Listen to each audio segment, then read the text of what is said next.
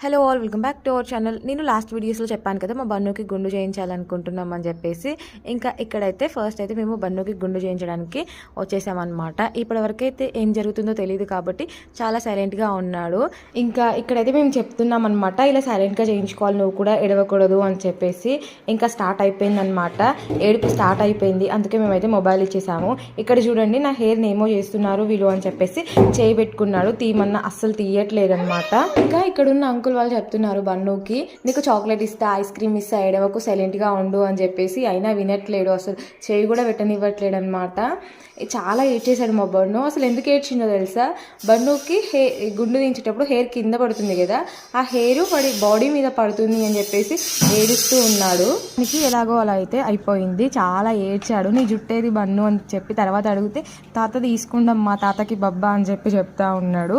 అవును, నిజంగా పిల్లలకి ఒక 3-4 టైమ్స్ గుండు చేపిస్తే హెయిర్ అనేది థిక్గా వస్తుంది అంటారు. అది నిజమేనా? మీకు ఏమైనా తెలిస్తే కామెంట్ సెక్షన్లో కామెంట్ చేయండి. అండ్ ఈ వీడియో నచ్చితే ప్లీజ్ లైక్.